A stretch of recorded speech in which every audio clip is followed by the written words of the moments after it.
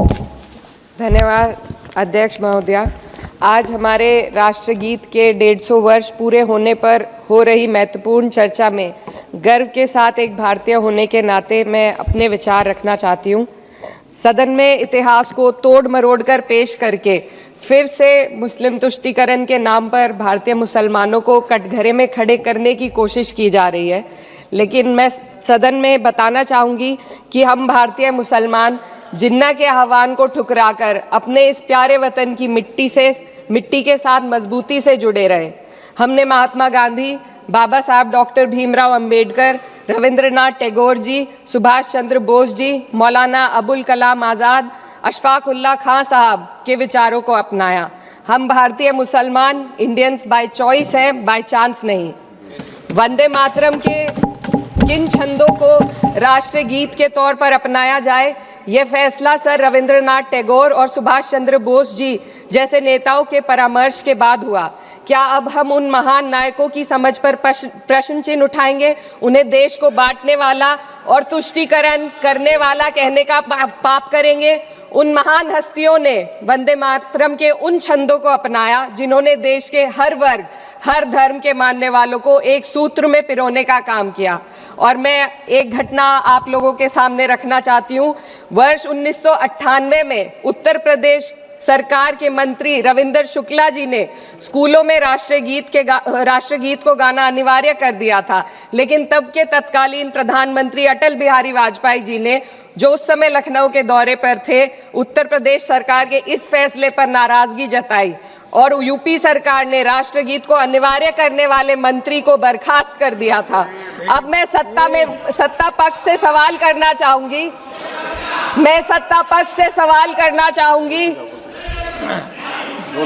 बोलने दीजिए। मैं सत्ता पक्ष से सवाल करना चाहूंगी कि जो विजन आजादी के समय के लोगों का था राष्ट्रगीत को स्वेच्छा पर छोड़ने का, उसी का अनुसरण माननीय अटल बिहारी वाजपेयी जी ने किया, तो क्या वे भी मुस्लिम तुष्टीकरण कर रहे थे? जी नहीं, अटल बिहारी वाजपेयी जी राजधर्म निभा रहे थे। देश में सब धर्मों को एक साथ लाना, सबके जज्बात का एहसास करना ही सबसे बड़ा राष्ट्रवाद है। माननीय अध्यक्ष महोदया, आज हमें वंदे मातरम के असली भाव को समझना जरूरी है। यह गीत तो देश के जल, जंगल, जमीन, हरियाली और निर्मल हवा की वंदना को समर्पित है। यह भारत की जन जन की मंगल कामना करता है कि भारत का हर नागरिक स्वस्थ रहे, सुरक्षित रहे और सम्मान के साथ जी सके। सुजलाम सुफलाम का अर्थ है, सुनिए, ऐसा देश जहां स्वच्छ और पर्याप्त जल हो, जहां नदियां जिंदा हो, बहती हो, जीवन देती हो। अध्यक्ष महोदय, लेकिन अब जरा यमुना का हाल देखिए।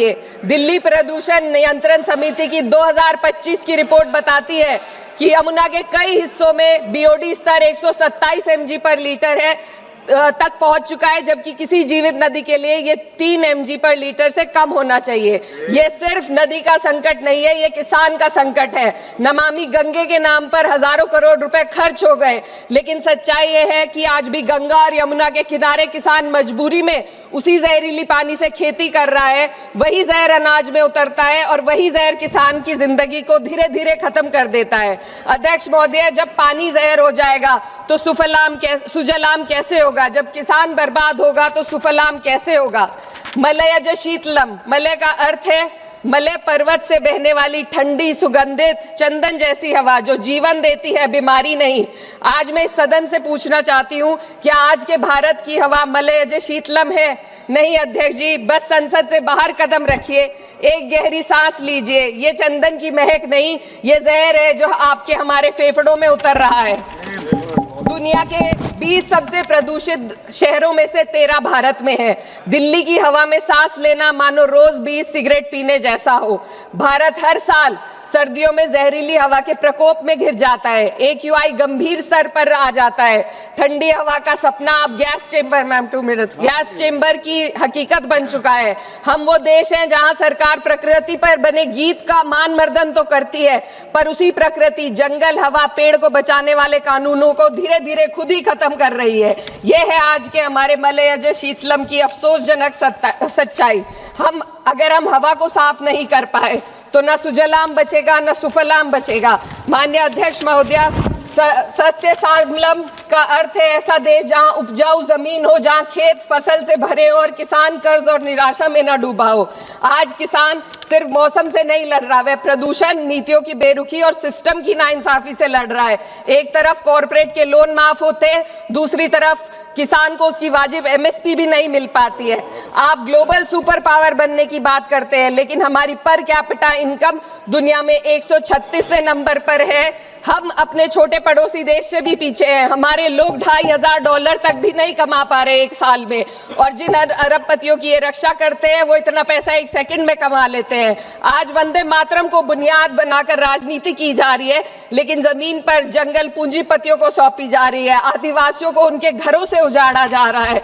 मातरम में जो मात्रा माता है वे सिर्फ मातृभूमि की वंदना नहीं, वे इस धरती की हर नारी, वे इस देश की हर बेटी, हर महिला के सम्मान की बात भी करता है। लेकिन आंकड़े अगर आप देखेंगे, एनसीआरबी की हाल की रिपोर्ट के अनुसार, मैम जसवंत के अनुसार देश में हर वर्ष लगभग 30,000 से अधिक बलात्कार हो रहे हैं, यानी एक दिन में 80 से अधिक महिलाएं यौन हिंसा का शिकार होती हैं, और ये सिर्फ दर्ज मामले हैं।